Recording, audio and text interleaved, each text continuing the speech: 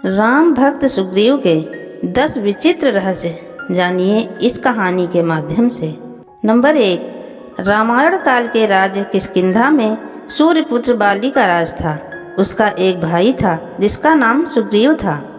सुग्रीव इंद्रदेव का पुत्र था, अर्थात बाली और सुग्रीव की माता एक ही थी, लेकिन पिता अलग अलग थे। सुग्रीव की पत्नी का नाम रूमा था, तो बाली की पत्नी वानर वैद्यराज सुषेण की पुत्री तारा थी। तारा एक अप्सरा थी। बाली का एक पुत्र था जिसका नाम अंगद था। नंबर 2। एक बार दोनों भाई दुंदुभी के भाई मायावी को मारने के लिए निकले। मायावी एक कंदरा में घुस गया। बाली ने सुग्रीव से कहा कि तुम यही गुफा के द्वार पर रुको, मैं उस दैत्य को मार कर आता हूँ। 1 वर्ष के बाद भी जब बाली कंदरा से बाहर नहीं निकला तो सुग्रीव बेचैन हो गया। तभी कंदरा से दैत्य के चित्कार की आवाज़ आई और बहुत सारा खून बहकर बाहर आया।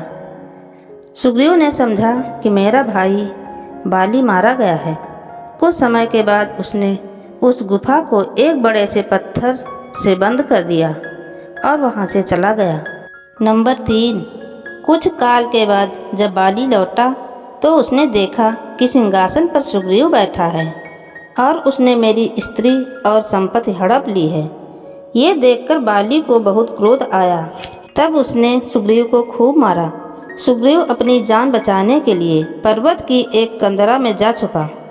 हालांकि बाली को मालूम था कि वह कहाँ छुपा है, लेकिन बाली वहाँ नहीं जा सकता था, क्योंकि उसे मतंग ऋषि ने शाप दिया था कि तू या तेरी वानर सेना यदि इस पर्वत के आसपास भी भटकी तो मारी जाएगी।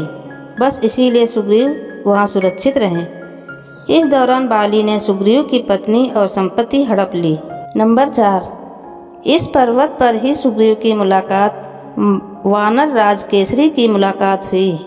केसरी ने सुग्रीव की सहायता के लिए अपने पुत्र हनुमान जी को सुग्रीव के पास छोड़ा। सुग्रीव ने वही अपनी सुरक्षा हेतु एक छोटी सी सेना गठित की। फिर एक दिन सीता को खोजते हुए प्रभु श्री राम और लक्ष्मण दृष्टमुख पर्वत पहुँचे। नंबर 5। जब सुग्रीव ने राम और लक्ष्मण को देखा तो वह भयभीत हो गया। इतने बलशाली और तेजस्वी मनुष्य उसने कभी नहीं देखे थे। वो भागते हुए हनुमान के पास गया और कहने लगा कि हमारी जान को खतरा है। सुग्रीव को लग रहा था कि कहीं यह बाली के भेजे हुए तो नहीं है। सुग्रीव ने हनुमान जी से कहा कि तुम ब्रह्मचारी का रूप धारण करके उनके समक्ष जाओ और उनके हृदय की बात जानकर मुझे इशारे से बताओ। यदि वे सुग्रीव के भेजे हुए हैं तो मैं तुरंत ही यहाँ से कहीं और भाग जाऊँगा। नंबर 6। सुग्रीव की बातें सुनकर हनुमान जी ब्राह्मण का रूप धरकर वहाँ गए और मस्तक नवाकर विनम्रता से राम और लक्ष्मण से पूछने लगे कि हे वीर, सांवले और गोरे शरीर वाले आप कौन हैं जो क्षत्रिय के रूप में वन में फिर रहे हैं? हे स्वामी, कठोर भूमि पर कोमल चरणों से चलने वाले आप किस कारण वन में विचर रहे हैं? हनुमान ने कहा, मन को हरण करने वाले आपके सुंदर कोमल अंग हैं और आप वन की दूसरा धूप और वायु को सह रहे हैं। क्या आप ब्रह्मा विष्णु महेश इन तीनों देवताओं में से कोई हैं या आप दोनों नर और नारायण हैं? नंबर 7। श्री रामचंद्र जी ने कहा, हम कौशल राज दशरथ जी के पुत्र हैं और पिता का वचन मानकर वन आए हैं। हमारे राम लक्ष्मण नाम हैं। हम दोनों भाई हैं। हमारे साथ सुंदर सुकुमारी स्त्री थी। यहाँ वन में राक्षस ने मेरी पत्नी जानकी को हर लिया है। हे ब्राह्मण, हम उसे ही खोजते फिरते हैं। हमने तो अपना चरित्र कह सुनाया। अब हे ब्राह्मण, आप अपनी कथा कहिए, आप कौन हैं? नंबर 8। प्रभु को पहचान कर हनुमान जी उनके चरण पकड़कर पृथ्वी पर गिर पड़े। उन्होंने साष्टांग दंडवत प्रणाम कर स्तुति की। अपने नाथ को पहचान लेने से हृदय में हर्ष हो रहा है। फिर हनुमान जी ने कहा, हे स्वामी, मैंने जो पूछा वह मेरा पूछना तो न्याय था। वर्षों के बाद आपको देखा, वह भी तपस्वी के वेश में, और मेरी वानरी बुद्धि, इससे मैं तो आपको पहचान न सका।